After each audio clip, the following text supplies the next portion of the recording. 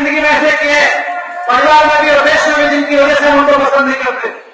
लेकिन उसके बावजूद मुझे लगा शुरू के 4-5 मिनट में कि अगर 1000 के 500 के नोट बंद होंगे तो ये झटका तो कारोबारियों को, काले धन वालों को लगेगा, ये काले धन वालों को लगेगा। उन्हें यहाँ तैयारी करके आए होंगे, पर जैसे ही 5 मिनट बाद उन्होंने कहा कि उसके बाद 2000 रुपए के नोट आएंगे, 1000 वाले भी आएंगे और 500 वाले भी आएंगे, तो मैंने कहा ये तो बहुत बड़ा ड्रामा हो। तुरंत समझ में आ गया कि बहुत बड़ा ड्रामा हो गया। मोदी जी ने कहा देखो भाई अफीम क्या चटा रहे, अफीम चटा रहे कि इससे आतंकवादियों की फंडिंग रुक जाएगी। 1000 का नोट बंद कर दिया, इसको नोटबंदी करे। हकीकत है कि नोटबंदी नहीं है, नोट बदली है। और नोटबंदी से कह रहे कि इससे रुक जाएगी आतंकवादियों की फंडिंग। आज अखबार में आया, आज सुबह से खबर आई है, कश्मीर में आतंकवादी मारे गए हैं, उनके पास से 2000 रुपए के नए नोट मिले।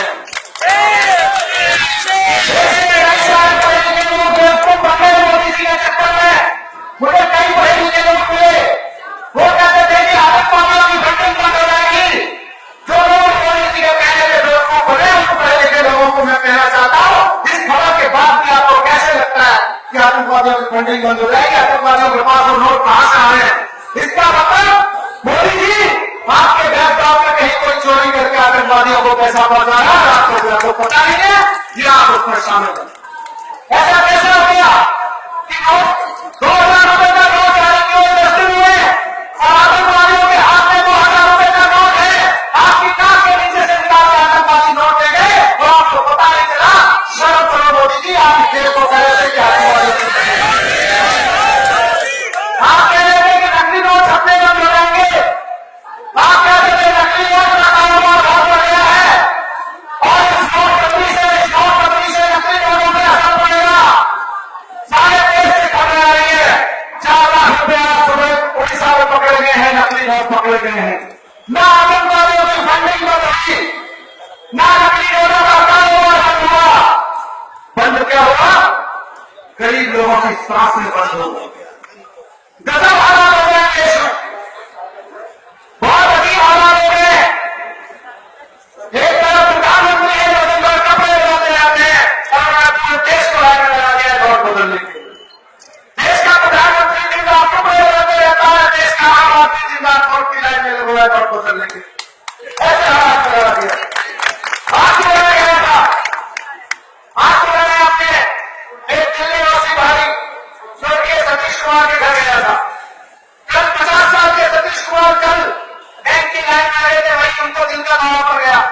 मुझे लगा यार 50 साल का हट्टा कट्टा आदमी कैसे दिल का दौरा पड़ गया, क्या हुआ? जाके पूछूं तो परिवार से, अपनी दिल्ली का आदमी था, क्या हुआ? मैं सुबह उनके घर में गया, जितना बड़ा ये मंच है इसके आगे की कोठरी में वो 1,500 रुपये किराया देके रहते हैं। हिसार से आए थे, हरियाणा से, झांसी से किराए में रहते थे। उनका परिवार, उनकी वाइफ किराए में रहती है। अब सब्जी का धंधा करते थे, केशियों को फंडिंग। उनकी वाइफ लोगों के बताई थी कि 10 दिन से परेशान थे, कोई सब्जी खरीदने वाला नहीं, सब्जी का धंधा बंद हो गया।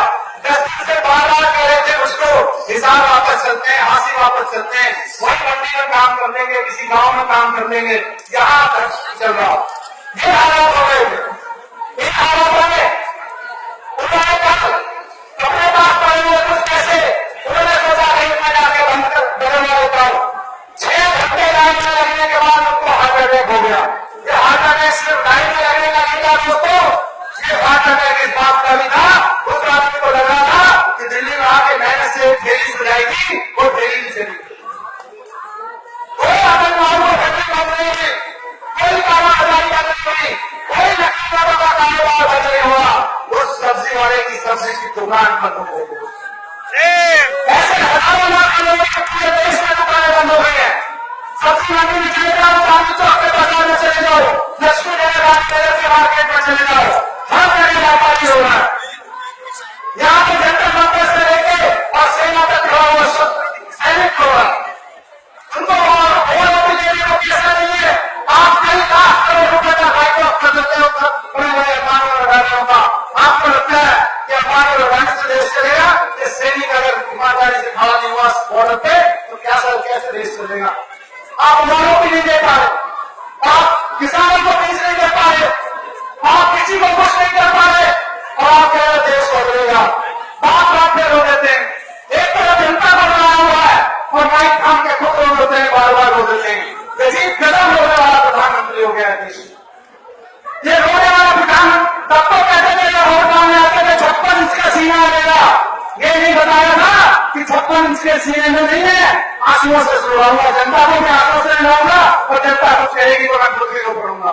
मोदी जी, इस देश की जनता को आपके आंसू नहीं चाहिए, आपका फैसला चाहिए और फैसला ये चाहिए कि नोट वापसी करो, ये नोट बची वापस करो।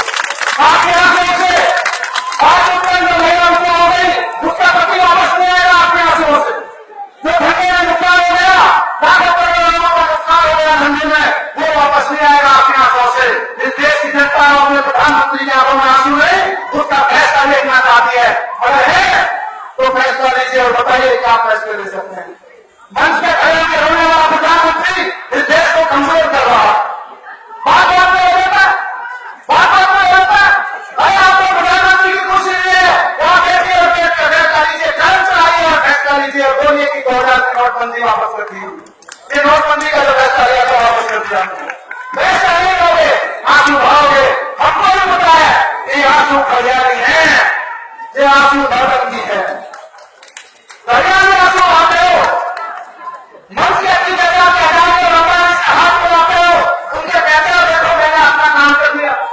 वो इसके दोस्तों भाई अपना लेकर पढ़ के सुनाया आपके सामने कैसे 8 लाख करोड़ रुपए का घोटाला हुआ, कैसे 1 लाख करोड़ रुपए पहले लाभ माफ कर दिए आपके जेब से, हमारी जेब से, सबकी जेब से, देश की आम जनता की, चाय वाली की जेब से, सब्जी वाले की जेब से और तो और के बचाए हुए पैसों से 1000-2000 घरों में घरेगा बचा के रखिए, बहुत सारा पैसा निकाल के ला रहे हैं और उसको कह रहे बैंकों में जमा करो। क्या करोगे इसका? अपने दोस्तों का कर्ज माफ करेंगे उससे। ये हमारे बहनों से छोटे बचाया हुआ 1000-2000 रुपया निकाल के बैंकों में लेंगे और उससे बड़े बड़े उद्योगपतियों का अपने दोस्तों का कर्ज माफ करेंगे। दोस्तों, जिनके पास काला धन है उन्होंने तो पूरा बदलवा लिया, जिनके पास चोरियों का काला धन है उन्होंने पूरा बनवा लिया, जिसके पास में 100-200 हजार के 1000-500 के 2-4 से 10 लोग पड़े, वो लाइन में लगा हुआ है और उसको रास्ते में लाइन में लगे हुए जिसका दौरा पड़ जाता है उसको दिक्कत हो रही है, कहीं ऐसा ना हो मेरी मेहनत की कमाई बर्बाद हो। इसके खिलाफ आंदोलन मेरी घटना है दोस्तों, और मैसेज देना चाहते हैं कि काला धन उनके पास नहीं है जो चाय का काम करते हैं, खेती करते हैं, किसानी करते हैं। काला धन उनके पास है जो आपको चुनाव में हेलीकॉप्टर उड़ने के लिए देते हैं। अगर हिम्मत है तो बताइए, चुनाव के दौरान किस के हेलीकॉप्टर में रखे थे और उनमें से कितनी कंपनियों के लोन आपने प्रधानमंत्री बनने के बाद माफ किए हैं? बताइए। काला धन जिनके पास है उनका लोन माफ कर रहे हो, काला धन जिनके पास है उनका बैंक में पिछले जमाने से सारे लोन बदलवा रहे हो और आम जनता को काम धंधा छोड़ के लाइन में लगने के लिए कहो और फिर कहो 50 दिन की बात है। कैसे करोगे? 10% की नकदी अभी चेंज नहीं हुई है देश में और इससे नौकरियां में छूट रही है। हरियाणा के व्यापारी आते उद्योगपति वो बताएंगे उसको कि जिन फैक्ट्रियों में 3 शिफ्ट में काम होता था आज 1 शिफ्ट में काम हो रहा, बाकी की मजदूरी चली गई। 2 शिफ्ट में काम करने वालों की मजदूरी चली गई। अगर फैक्ट्री का प्रोडक्शन कम हो गया तो जो ट्रेडिंग होती थी, व्यापार होता था, जो बड़े बड़े लोग ताही लगा के सोचते थे ना कि हमको तो तनख्वाह मिलती है, उनकी नौकरियां भी जा रही है। दोस्तों, आहार मचने वाला है, गेहूं नहीं बोला गया है, आप दूर को चाहिए जाके कारोबार सोनी पत्ते के सालों से जाके पूछ लीजिए, उसके बाद इस नौकरी को बात छोड़ दीजिए।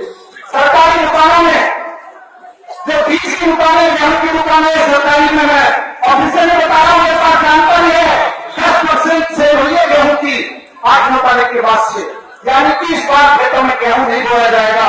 मोदी जी 2000 रुपए के नोट से पेट भी करेगा, पेट तो गेहूं के दाने से ही करेगा। और आप सोच रहे हो कि लाइनों में लगते पेट भर जाएगा, पेट तो तभी भरेगा जब किसान गेहूं बो पाएगा, आगे जा पाएगा। अगर किसान ने गेहूं नहीं बोया, किसान को गेहूं नहीं मिला बीज बोने के लिए, तो कैसे आपका पेट भरेगा? आपका नहीं भरेगा, हमारा भी नहीं भरेगा, आपके उन दोस्तों का नहीं भरेगा। मैं कहना चाहता हूं जिनका काला धन आपने सफेद करवा दिया इतनी तेजी से। दोस्तों, बातें बहुत सारी सबने कही है। आज हम यहाँ इसलिए इकट्ठा हुए कि अपने इसके विरोध में अपनी बात कह सके और इस संसद को जहां से इस देश की ताकत चलती है उसका घेराव करके वहां बैठे हुए सत्ताधारियों को बता सके कि देखो देश की जनता मंत्र से आई है। ये वही जनता मंत्र याद रखना। आप लोग जितने लोग हैं, आप में से अधिकतर लोग बहुत बार जंतर मंत्र आ चुके हैं। इस बात का ध्यान रखना, इसी जंतर मंत्र पर बैठ के आपने देश की संसद को मजबूर किया था क्रिसमस की छुट्टियां कैंसिल करने के लिए। सर्दियों की छुट्टियां कैंसिल करके रात के 12 बजे तक मीटिंग बुलाई गई थी। क्यों? क्योंकि आप जंतर मंत्र का आपने बैठे थे। ये छोटी चीज नहीं है, ये बड़ी चीज है। जो काम सरकार से हो सकता है सरकार से कर रहे हैं, लेकिन जो काम सरकार से नहीं हो सकता वो जंतर मंत्र से बैठ के करेंगे। आज मोदी जी ने इतनी बड़ी चार्ज होती है, 8 लाख करोड़ के घोटाले की, अपने दोस्तों को उनके काले धन को अवॉइड करने की, उनके लोन को माफ करने की इतनी बड़ी चार्ज होती है, इसके खिलाफ सड़क को उतरना ही पड़ेगा। इसमें पूरे देश में आंदोलन की जरूरत, पूरे देश में आंदोलन करना पड़ेगा। इसी प्रकार के मुख्यमंत्री जी के साथ है इसमें देश में जितने अच्छे होते हैं आपको सबको साथ आने की जरूरत है। वो किसी देश पर हो सबको साथ आकर इसके काम करना पड़ेगा, क्योंकि ये 8 लाख करोड़ का घोटाला एक एक आदमी की जेब पर बहुत बड़ा डाका डालने वाला है। नौकरियां जाएंगी, व्यापार जा रहे हैं, लोग सुसाइड और करेंगे। लूट बन सकती है, जैसे नमकता हुआ था, नमकता तो ढाना हुआ था, लेकिन धीरे धीरे लोगों के मन में डर लगा हुआ है, 6 महीने के बाद खाने के लिए कहां से आएगा, नौकरी नहीं रही तो क्या करेंगे। तो दोस्तों, मैं आपसे यही कहना चाहता हूं कि इस दौरान हम बहुत शांतिपूर्ण से अपने बहुत मार्च किए यहाँ से बहुत शांतिपूर्ण तरीके से चलेंगे और जहां तक पुलिस जाने देंगे वहां तक जाएंगे, हम संसद को यहाँ से कुछ करेंगे।